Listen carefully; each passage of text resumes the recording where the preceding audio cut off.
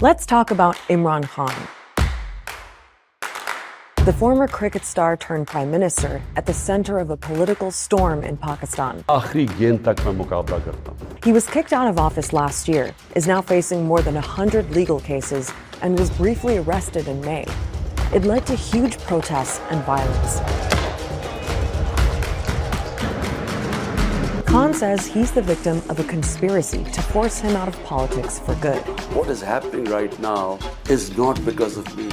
People in Pakistan are really divided over Imran Khan. His supporters see him as the only hope for the country, Imran has basically become a prophet of change. while his opponents accuse him of spreading lies and fueling a toxic style of politics. This became a two-way fight of rhetoric of like good versus evil. So who is Imran Khan? Why is he so divisive? And why is politics in Pakistan in such chaos right now?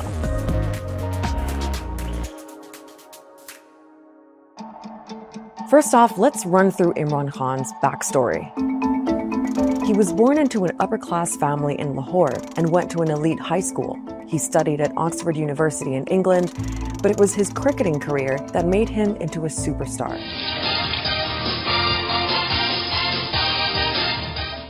In 1992, he led Pakistan to its first and only World Cup victory, and then retired from the sport. He's easily the greatest Pakistani cricketer of all time. A very glamorous cricketer too. That glamour, of course, brought him to the attention of high society in London. In the early 90s, he was hanging out with rock stars and royalty and married a British aristocrat. But he was also getting into charity work and raised money to open a cancer hospital in Lahore in memory of his late mother. Here's a cricketer, a public icon, trying to provide free cancer care in a country where this was not accessible for most people. And that then translated into a conversation he had about the role of corruption, improving governance, and then his entry into politics. In 1996, Imran Khan launched his own political party, Pakistan Tehreek-e-Insaf, which means Movement for Justice. He styled himself as an outsider on an anti-corruption mission, but his political career didn't really take off until 2011. That's when he held two rallies in Lahore and Karachi. Tens of thousands of people showed up. He was promising to bring a new kind of politics to Pakistan. And 7 years later, that message helped him get elected as prime minister. मैं ये आपके सामने ये pledge करता हूं कि इंशाल्लाह ये एक बिल्कुल आप मुख्तलिफ किस्म की पाकिस्तान में गवर्नेंस देखेंगे. Now, until Khan came on the scene, Pakistani politics was dominated by two parties and two families. The Bhutto family, which is linked to the PPP, and the Sharif family linked to the PMLN. That's the party of the current Prime Minister, Shehbaz Sharif. For years, the two sides have been alternating in power, a pattern that Khan was determined to break. To demolish what he called the grip of dynastic politics in Pakistan. He's very popular among young Pakistanis who do not see the old guard as being representative of their ambitions and aspirations. He's also popular among middle and upper middle and elite classes. They are of the view that Pakistan have been harmed by the politically corrupt elite for too long, and Imran is our hope. Now, there's another layer in Pakistan's politics that you need to know about, and that's the military. Since Pakistan's independence in 1947, there have been several military coups, and generals have ruled directly for 33 years in total. But when there's been a civilian government, the military still plays a big role behind the scenes. They have like such a strong, influential meddling going on that no government in Pakistan really gets formed without their involvement. And it seems that was also the case for Imran Khan, that the military was pretty influential in his rise to power. This is something which is acknowledged by the military leadership of that time. People who have subsequently came out after the retirement and acknowledged and confessed that yes, we have helped Imran win. And Khan actually sold himself as a candidate who could work with the military.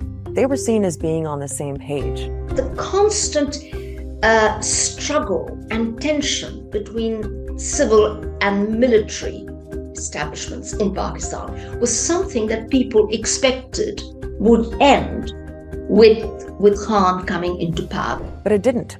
Here's what happened. So it's 2018, and Imran Khan's just been elected prime minister. It was actually a pretty contentious election, and his political opponents accused him of fraud. But Khan was popular, and for a lot of people, it felt like a fresh start.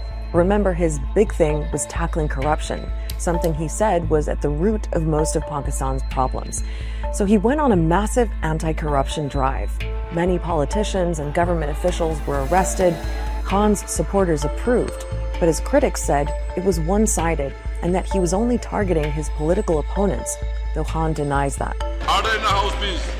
Another criticism was that Khan's approach created a kind of vindictive and divisive political atmosphere.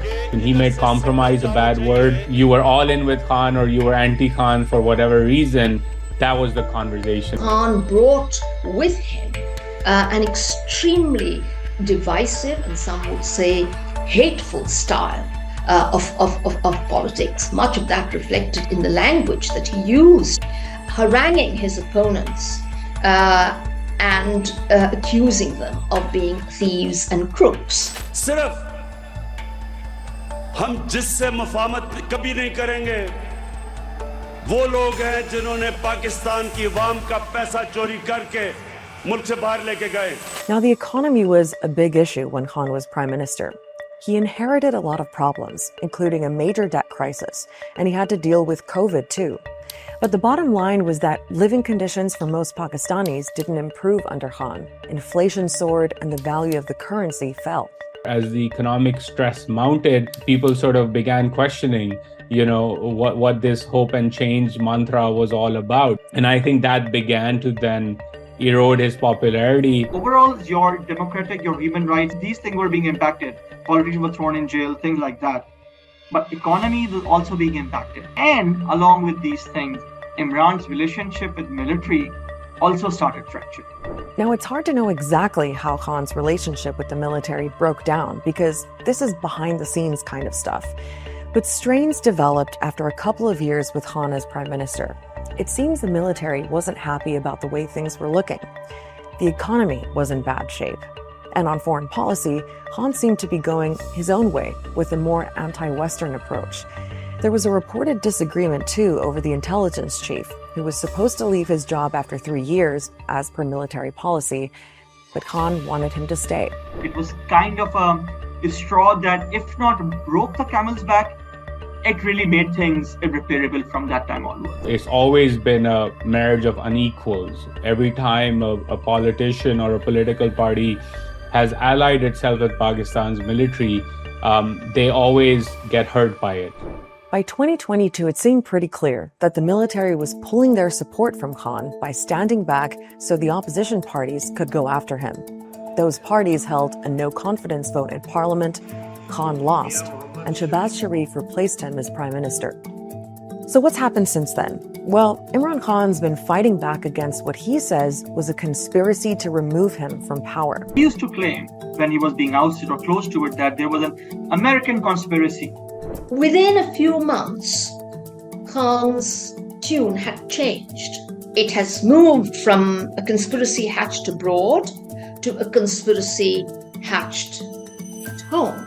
He has also singled out the serving army chief as having some kind of personal grudge against him.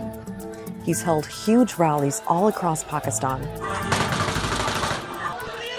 At one of them, he was shot in the leg, and he says it was an assassination attempt. Now, Khan's been calling for a general election, and under the constitution, that has to happen by October at the latest. But Khan says his opponents are using a mountain of legal cases, more than 100, to try to exclude him from running. Every other day, there's some sort of case which comes up in a court appearance. They include all sorts of allegations, from corruption to terrorism, even attempt to murder. The military establishment, they're too scared for elections because they're scared I will win. So because of that, they're doing everything to make sure that I get out of the race. Being convicted on any one of these would lead to his disqualification, which is, I think, what they are trying for. It all got pretty dramatic in May, when Khan was arrested in connection with one of the cases. Anger against the arrest of Imran Khan has turned into violent confrontations. Tear gas shells have been fired at this crowd, blocking the main highway towards Islamabad. These are the protesters, and that in the distance is the police line. And since that violence, thousands of people linked to Khan's party have been detained, including senior leaders. An absolutely massive crackdown. Undeniably, the state has really come down hard on Imran and his party in a very brutal manner. The government is using similar tactics that he tried to use against them, and it's taken things to the next level. To his supporters, Imran Khan is the ultimate political victim. And everything that's happened in the last year or so has actually boosted his popularity. ये लोग जितना उसको दोबारा ना अल्लाह उसको ऊपर ला रहा है, अल्लाह इज्जत दे रहा है उसको, अल्लाह लाने वाला है। जो खान साहब कहते हैं बिल्कुल सही है, हम तो अपने लीडर के साथ हैं। By all accounts, Imran Khan today is Pakistan's most popular politician. I think there is agreement that if elections were to be held tomorrow, he would win. So Imran Khan is as popular as he's ever been. And disillusionment with the current government of Shehbaz Sharif probably has something to do with that. There's a full-blown economic crisis. Pakistan is running out of foreign currency and could soon default on its debts if it can't secure more loans. And millions of people are still dealing with the aftermath of last year's floods that left a third of the country underwater. So while this brutal political fight is going on, there are so many other urgent problems stacking up. 4 million people just over a few months have fallen below the poverty line. And I don't think any segment of elite society, politically or institutionally in Pakistan, and that includes the military, has an answer to solving these problems. And that's the real tragedy here. Complete chaos happening. And it's easy to blame Imran Khan for it, or military for it, or this class or that class. And all of these allegations have partial merits. But ultimately, the people who are suffering are the people of Pakistan, the country as a whole.